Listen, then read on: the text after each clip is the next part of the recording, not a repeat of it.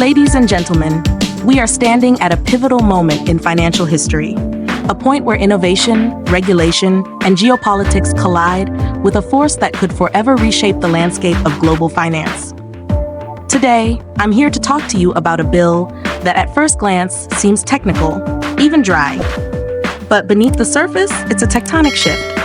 I'm referring, of course, to the newly passed GENIUS Act, the Guiding and Establishing National Innovation for U.S. Stablecoins Act, a landmark piece of legislation that now places the crypto market on edge and the world on notice. Let's be very clear. The GENIUS Act is not just another regulatory checkbox. It is a declaration, a signal to innovators, investors, and even adversaries that the United States intends to assert its influence over one of the most transformative technological frontiers of our time, stablecoins. Stablecoins, as many of you know, are digital currencies that peg their value to a stable asset, typically the US dollar.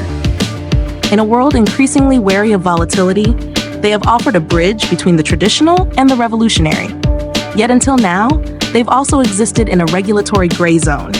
Powerful, fast-growing, and largely unregulated. That era, my friends, is coming to a close. The Senate has spoken, and in doing so, it has passed the first major framework for regulating stablecoins in the United States. This move is not just about money. It's about power, influence, and trust in a post-dollar decentralized future. The GENIUS Act is the culmination of years of debate, lobbying, trial, and failure. It is a bipartisan effort led by senators who, despite their ideological differences, recognize the necessity of order in a rapidly expanding digital wilderness. The bill passed with a strong majority, 66-32, which alone sends a clear message. The U.S. Congress is finally serious about crypto. At its core, the GENIUS Act imposes strict requirements on stablecoin issuers. It mandates that any issuer must hold 100% reserves in either U.S. dollars or highly liquid short-term U.S. Treasury bonds. This one-to-one reserve backing requirement is critical. It ensures that when a user wants to redeem their stablecoin for real dollars, those dollars are actually there. Next, it introduces transparency. Issuers must report monthly on the composition of their reserves. And if their total market capitalization exceeds $50 billion, they are required to submit audited financial statements annually. Furthermore, the bill delineates a regulatory structure. Smaller issuers can be overseen by state-level regulators, but any issuer with significant national or global impact falls under the purview of the Federal Reserve. On paper, these requirements may seem straightforward, but in practice, they signify a seismic shift from Wild West to Wall Street. The GENIUS Act creates the legal infrastructure that Wall Street firms, banks, and institutional investors have been waiting for. It allows traditional finance to enter the stablecoin market with clarity and confidence. But that's not all. The bill also enforces compliance with AML, anti-money laundering, and KYC, Know Your Customer regulations. Every stablecoin issuer must verify the identity of its users, just like a traditional bank. This is crucial in fighting illicit finance and restoring public trust in the digital economy. Now, no legislation of this magnitude comes without controversy. While the GENIUS Act has been praised for its clarity and forward-thinking design, it has also sparked fierce debate. Critics, especially among progressive Democrats and financial privacy advocates, worry that the bill disproportionately benefits large private players and opens the door to conflicts of interest. Let's take one of the most explosive claims, the involvement of political figures and private issuers. According to investigative reports, a firm named World Liberty Financial, co-founded by allies of former President Donald Trump, is preparing to launch a stablecoin called USD1. Some believe that the GENIUS Act, passed under the banner of financial safety, could indirectly benefit companies tied to political interests.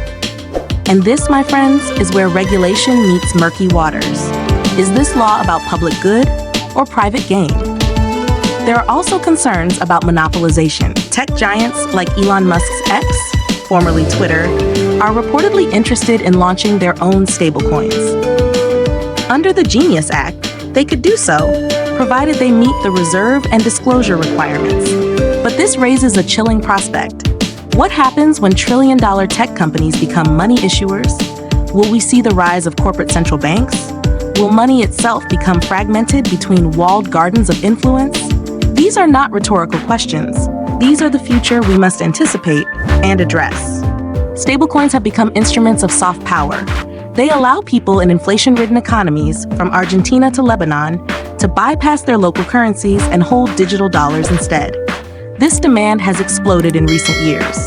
The Genius Act, in codifying a legal framework for US-backed stablecoins, essentially weaponizes the dollar for the digital age. Make no mistake, this bill is as much about global strategy as it is about domestic regulation. It's a direct answer to China's progress on its central bank digital currency, the digital yuan. While China builds a closed, state-controlled digital currency, the United States is embracing a decentralized, market-driven model, but one grounded in regulation and trust. This dual-track approach creates a clear choice for the world: authoritarian digital finance or liberal digital capitalism. And for billions around the world, that choice could define the next 50 years. The Genius Act could supercharge dollar-denominated stablecoin adoption globally. In doing so, it reasserts the dominance of the dollar, not just in trade and investment, but in code, in wallets, in smart contracts. As expected, the reaction from the financial industry has been swift and loud. Banks see opportunity and threat.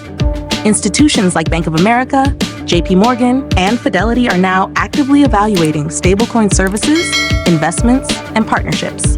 They see a $2.5 trillion market by 2030, and they want in. Crypto-native firms like Circle and Paxos, already compliant with many regulatory standards, are welcoming the clarity. But smaller offshore firms, many of them may struggle or exit the US market altogether. For exchanges like Coinbase and Kraken, the Genius Act is both a green light and a challenge. They must now ramp up compliance or risk being sidelined by institutional-grade competitors. For the average investor, the legislation may mean safer, more transparent stablecoins, but also fewer options and more gatekeeping. The passage of the Genius Act is not the end of the story, it's just the beginning. In the coming months, regulatory agencies will begin the process of interpreting, implementing, and enforcing this law. There will be lawsuits, there will be lobbying, there will be amendments and clarifications. Tech companies will race to integrate compliant stablecoin infrastructure into their platforms. Financial firms will build custody, lending, and settlement products around regulated stablecoins. Developers will launch decentralized applications that finally have legal footing. But perhaps the most profound shift will be psychological. For the first time, Americans and citizens around the world will begin to see stablecoins not as speculative assets, but as legitimate financial tools, as money. This change in perception is monumental. It redefines what it means to transact, to save, to earn interest in a borderless, programmable world. The Genius Act may be an American law, but its impact will ripple across every market, every government, every financial system on Earth. This is the beginning of an international race, not just to regulate, but to define the ethos of the digital economy. Will it be open or closed, centralized or decentralized, fair or monopolistic? The choices we make in the next 5 years will echo for generations. As we move forward, we must hold both governments and corporations accountable. We must demand transparency, fairness, and interoperability. We must ensure that innovation does not become a tool for exclusion, but a platform for global inclusion. This is not just about crypto, it's about the architecture of trust in the 21st century. The Genius Act is a milestone, but it's also a mirror. It reflects our fears about fraud, our hopes for fairness, and our struggle to reconcile freedom with responsibility. It is not perfect, but it is progress. And in an age of disruption, progress, even imperfect progress, is what separates thriving economies from those that fall behind. So let us move forward, not with blind optimism, but with clear-eyed determination. Let us build a financial future that is secure, inclusive, and resilient. And above all, let us never forget, the rules we write today will shape the freedom we enjoy tomorrow.